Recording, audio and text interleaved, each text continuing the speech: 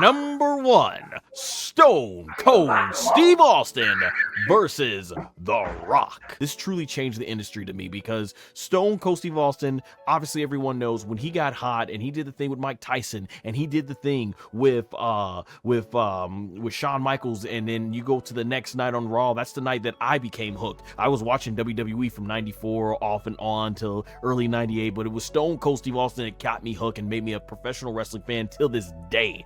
And when I look back on Stone Cold and The Rock, man, Austin was on top of the level as the babyface. He was the person that finally got WCW to not win in the ratings over Monday Night Raw. Raw finally, after 2 years of getting their butt kicks in the ratings, they finally got one up over WCW. And then you had The Rock in 98, who just came so far from mid-card to the main event level. My man, it was crazy. We had these, like they always say, WWE was fortunate in the Attitude Era to have these two big, larger than life superstars. And then you get to WrestleMania 17, Austin and Rock, like I said, they were on a whole level. And I think 2000 is probably my favorite year in the WWE. You look at how popular The Rock got, and to the point Hollywood came calling back. And even though WWE was on the decline, as WrestleMania 19 unfortunately is one of the lowest brought WrestleManias when it comes to traditional pay-per-view buy rates, it was still, I think Rock and Austin had made their legacy by that point. This was a rivalry that changed the industry for the better because of what Rock and Austin did in the Attitude Era. So many fans. You look at how much money they made. Like I said, WWE's just now getting to the point where they're making more money than what these guys were producing for them back then. Incredible. And then just the promos, Stone Cold and The Rock. So many great promos, so many great moments, so many great back and forth actions. It's no wonder why people still resonates. I'm always seeing on social media someone trying to emulate The Rock the way he would sell the Stone Cold Stunner, flipping around, doing those 360s. Stone Cold, basically, just so many great moments. And that's the thing, when you look, it's not even the matches, the moments. They created so many great moments, so many memorable storylines. It's no wonder why many people say this is the greatest in WWE themselves, the greatest rivalry in WWE history. Now, I actually believe that Stone Cold versus Vince McMahon is the greatest rivalry in WWE history, and this Rock and Austin feud, particularly the first two matches at WrestleMania, it kind of bounced off. It branched out of there from that one. It's a part of that feud, but man, it's so much when you look at what this did. And I mean, look at the buy rate. WrestleMania 17 was the first WWE pay-per-view under that traditional pay-per-view model to end up getting over 1 million buy rates. They packed the Astrodome they sold out the Astrodome out in Houston, Texas. That was the first time that had been done since, I think, going back to WrestleMania 6, was it? With Hulk Hogan and Ultimate Warrior. And then before that, there was the Hulk Hogan and Andre the Giant. It got WrestleMania back to packing stadiums. That's what Austin and Rock did. That's how much of a draw that was. And they didn't have to rely on bringing back older stars from the 80s or 70s. It was just, these are our homegrown guys in the 90s, and they made the most of it going into the early 2000s.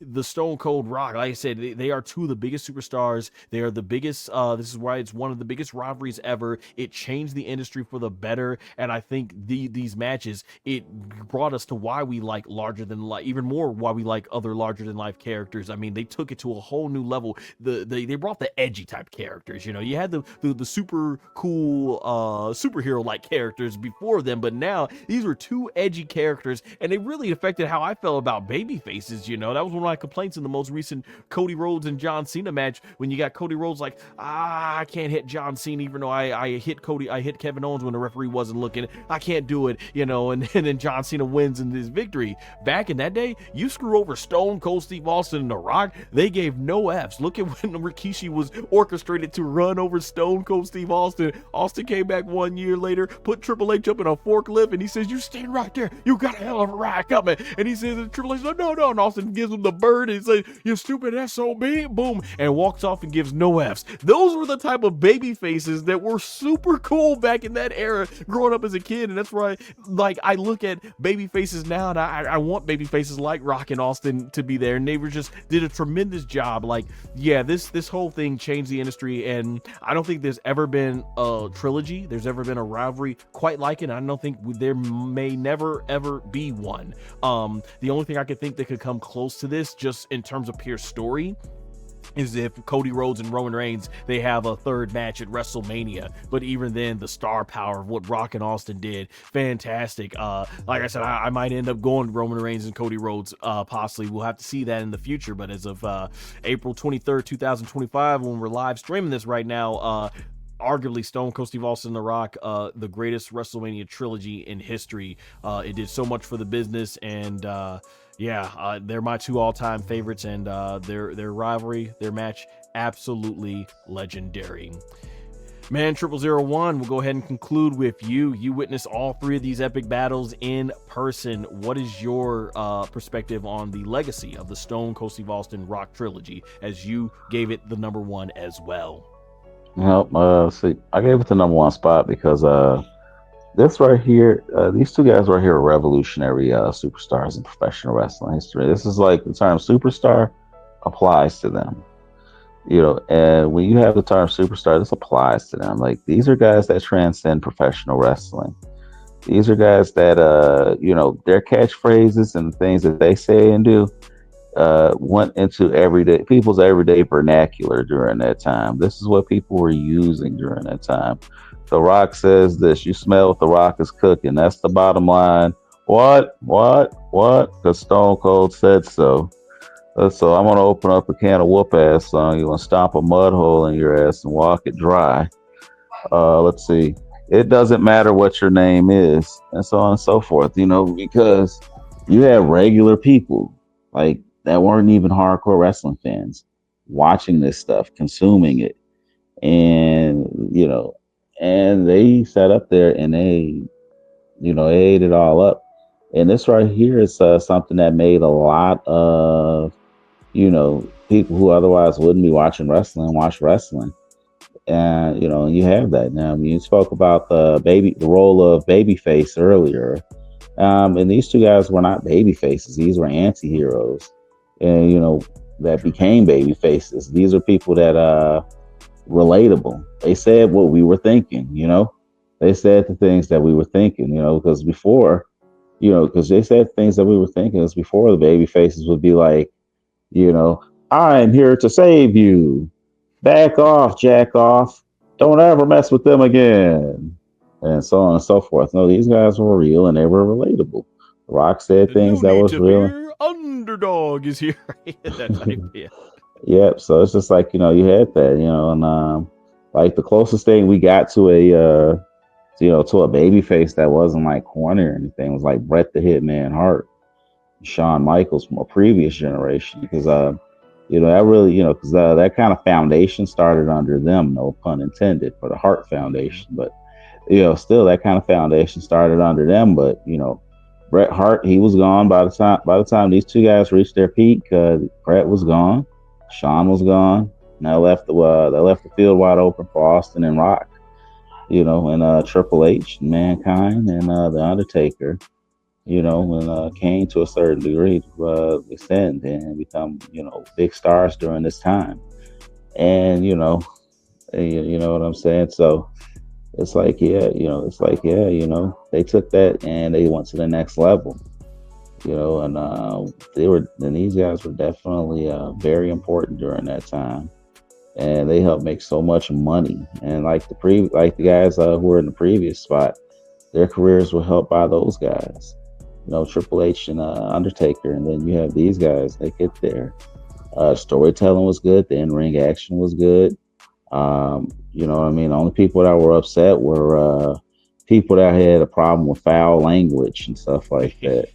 Foul language and vulgarity. But other than that, you watched it, you enjoyed it, and every time they were on, they didn't miss.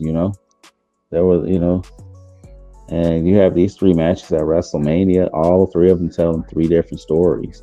You have The Rock, who's a representation of the corporation, versus Stone Cold Steve Austin, who's a blue collar working man hero, and he comes in and he defeats the corporation. And then the next one is two of the absolute best facing each other over the most important prize.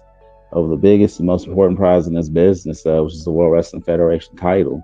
This is to see who is the absolute best. And the last one was finality. And it's a finality, and it's us reckoning with our own mortality. Not necessarily leaving this world, but our own mortality in certain ways. High school, grammar school ends, high school ends, college ends. We all graduate, and for them, this is their graduation out of the industry. On to other things they could be doing in their life. Now, did Austin come back a lot during over the years? Sure. Did The Rock come back over the years? Sure. Both of them have come back and have come in and out of the industry. But all in all, this is them graduating from their attitude era, new generation era, and early ruthless aggression era selves into into much more mainstream projects. And this is them graduating into a life they've built for themselves up to that point. These guys made millions and millions and millions of dollars. And the only thing that they had to do at that point was just maintain. So, like, yeah, it's finality. So that's why, what I mean? Definitely, in life, you know, um, embrace what you got. Because before you know it, tomorrow is here. And you can't worry too much about yesterday, because before you know it, next week is here. Before you know it, next month is here. Next year is here. Next year turns into 5 years. 5 years turns into 10. 10 turns into 20 and 30. So, like a guy from Smash Mouth says, the years keep coming and they don't stop coming.